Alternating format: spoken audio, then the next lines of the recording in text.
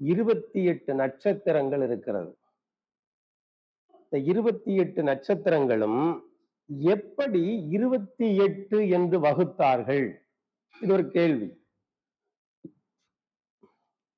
முதலில் பாபிலோனியர்கள் 36 நட்சத்திரங்களை கண்டுபிடித்திருந்தார்கள்.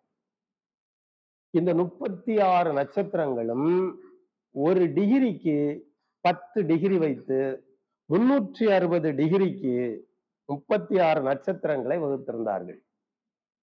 இந்த கணக்கு பாபிலோன் நாட்டில் கண்டுபிடிக்கப்பட்டது. அதாவது சிகராட்டுகள் அமைக்கப்பட்டிருந்தது. வானளாவிய சிகராட்டுகள், பெரிய கோபுரங்கள், அதை அமைத்து அடிவானம் வரைக்கும் அது தெரியும். அடிவானம் வரைக்கும் தெரியும். அப்படி பூமி முழுவதும் சுற்றி இருக்கிறவைகளை அதிலிருந்து பார்த்தால் தெரியும். அப்படி பார்த்து அவர்கள் கண்டுபிடிக்கப்பட்டதுதான் இந்த சிகராட்டுகளில் வைத்து 360 டிகிரியை கண்டுபிடித்தார்கள். இந்த 360 டிகிரியை 36 நட்சத்திர பாகைகளாக பிரித்திருந்தார்கள். இரண்டாவது, எகிப்துக்கு இது மாற்றப்பட்டது. எகிப்துக்கு இது போய் அங்கு போன பிற்பாடு இது 30 நாளாக மாற்றப்பட்டது. 30 தேதிகளாக மாற்றப்பட்டது.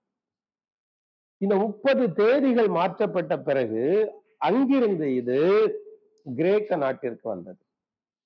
கிரேக்க நாட்டிற்கு வந்த பிறகு இது 29 நாட்களாக மாற்றப்பட்டது. இதன் பிற்பாடு மறுபடியும் இது அசீரியாவுக்கு வந்தது.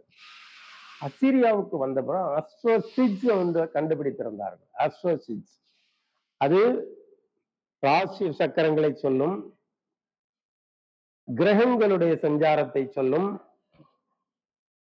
நட்சத்திரங்களுடைய சுற்றை சொல்லும். இந்த மூன்றையும் சொல்லுகிறது அஸ்ட்ரோசிட்ஜ் எனப்படும். இப்போ எப்படி அவர்கள் வடிவமைத்தாலும் அவர்களுக்கு எதுவுமே சரியாக வரவில்லை. இந்த காலகட்டத்தில் சமாரியர்கள் நாடு கடத்தப்படுகிறார்கள். அதாவது கிமு 721 ஆண்டுக்கு பிற்பாடு சமாரியா என்கிற ஒரு நாடே இல்லாமல் போகிறது. இஸ்ரவேல் நாட்டில் 12 கோத்திரங்கள் உண்டு. அதில் 10 கோத்திரங்கள் காணாமலே போகிறது. இந்த காணாமல் போன கோத்திரங்கள் அசீரியாவிலே வந்திருக்கிறதா இப்பொழுது இருக்கிற ஈரான், ஈராக் தேசங்கள், மேதியா பெர்சியா தேசத்துல இவர்கள் அடிமைகளாக இருக்கிறார்கள்.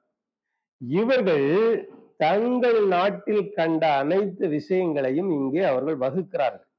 என்ன வகுத்தார்கள் என்றால், மோசே என்பவர் வானத்தில் ஒரு கூடாரத்தை இறைவன் காட்டுகிறார். இந்த மோசே, இந்த கூடாரத்தை நீ பார், இதே போல் ஒரு கூடாரத்தை நீ பூமியிலே உண்டு பண்ணும், அப்படி சொல்கிறார். சொல்லும் போது 28 முழ நீளம், 4 முழ அகலத்தில் அந்த ஆலயத்திற்கு ஒரு மூடுதிரையை உண்டு பண்ணு என்கிறார்.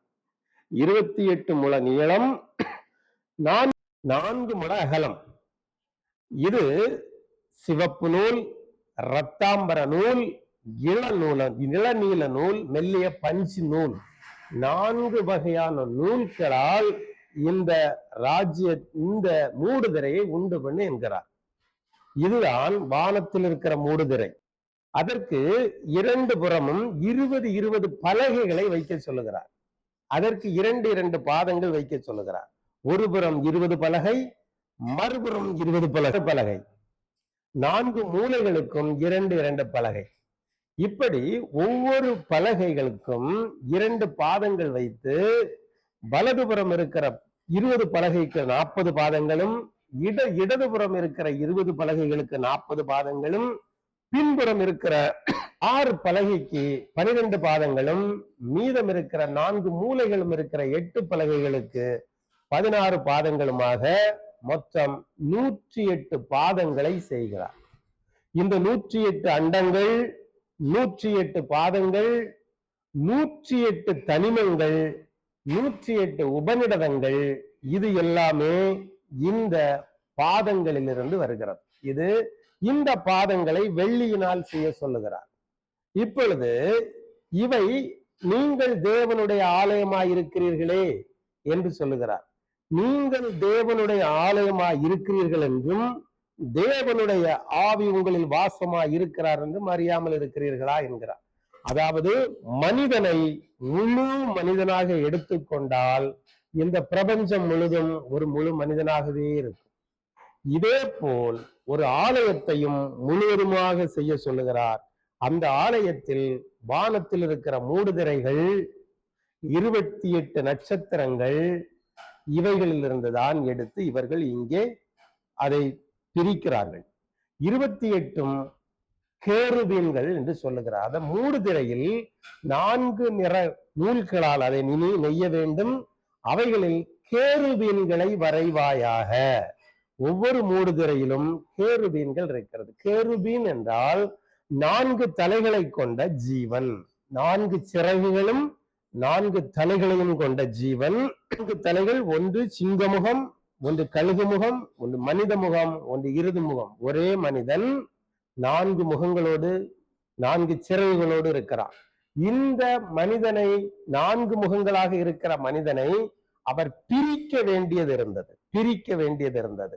நீங்கள் இரண்டாவது பார்த்தால் இந்த 4 முகமாக இருக்கிற மனிதன் வெளிப்படுத்தின விசேஷம் என்று ஒன்று இருக்கிறது. அதில் சொல்லப்பட்டிருக்கிறது, 4 முகங்களும் தனி தனி முகங்களாக மாற்றப்பட்டு ஒவ்வொரு முகமும் தனி.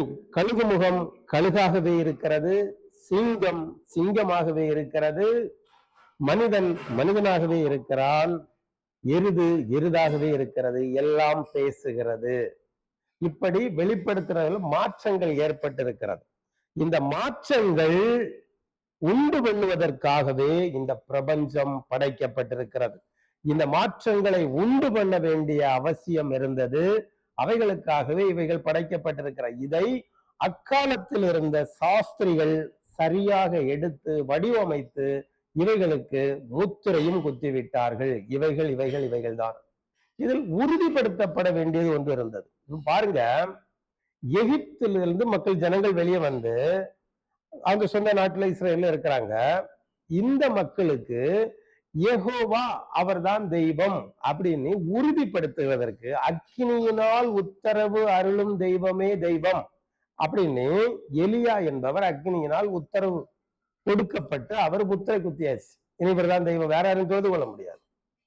பாருங்க, அதே போல தமிழகத்துல இருந்த நம்ம ஆயில இருந்த சங்கப்புலவர்கள், அவர்கள் எல்லாரும் சங்க பலகை ஏறி அந்த வாக்கியங்களை, அவர்கள் சொன்னவைகளை முத்திரை குடித்து தீர்த்து விட்டார்கள். அகத்தியர்கள் நெருப்பணைந்து அவைகளை எடுத்து சொல்லி இவைகள் தான் என்று தீர்க்கமாக தீர்த்து விட்டார்கள். இப்படி ஒவ்வொரு வகையிலும் தீர்க்கப்பட்டு விட்டது. எல்லாமே இவைகள்தான் என்று தீர்க்கப்பட்டு விட்டது. இப்பொழுது நான் சொல்லிக் கொண்டிருக்கிற சில விஷயங்கள் நீங்கள் புரிவதற்காக சொல்லுகிறேன். புரிய வேண்டும், என்ன சொல்லுகிறேன் என்பதை புரிய வேண்டும். ஒரு வேதங்களை கற்றுக்கொள்கிறீர்கள், அவைகளை எவைகளை கற்றீர்கள்? வேதங்களில் நீங்கள் எவைகளை கற்றீர்கள்? இவைகளெல்லாம் இவர் இப்படி என்று சொல்லி இருக்கிறாரே, எதற்காக சொல்லி இருக்கிறார், ஏன் சொல்லி இருக்கிறார், இதன் பின்னணி என்ன என்று நீங்கள் ஆராய வேண்டும் என்பதற்காக சொல்லுகிறேன். இனிமேல் இருக்கிற காலங்களில் இருக்கிற மனிதர்களுக்கு எல்லோருமே எல்லா விஷயங்களையும் தெளிவாக சொல்ல வேண்டும். அப்படி சொல்லவில்லை என்றால் யாரையும் யாராலும் கட்டுப்படுத்தவும் முடியாது, காக்கவும் முடியாது. ஏனென்றால் லிட்மஸ் என்ற ஒரு இயக்கம் இருக்கிறது, உலகம் முழுவதும் இருக்கிறது. அதில் ஒருவர் சொல்லுகிறார், தானியேல் தீர்க்கதரிசியின் புஸ்தகத்தில் ஒரு மரம் இருக்கிறது, அது வானளாவிய மரம். அந்த மரம் எங்கிருக்கிறது, அதில் இருந்தா உலகம் முழுவதும் தெரியுமோ? அந்த மரம் எங்கிருக்கிறது என்று சொன்னால் நான் வருகிறேன், அந்த மரத்தை காட்டுங்கள், அதை காட்டிவிட்டால் நான் உங்களுக்கு 10 கோடி தருகிறேன் என்று. இப்படியெல்லாம் வேதங்களை படித்து கேலி கூத்து செய்யும் அளவிற்கு இப்பொழுது இருக்கிற போதகர்கள் மாறிவிட்டார்கள். இவர்கள் சரியாக அவைகளை சொல்லி இருந்தால் அவைகள் யாருமே மாற மாட்டார்கள்.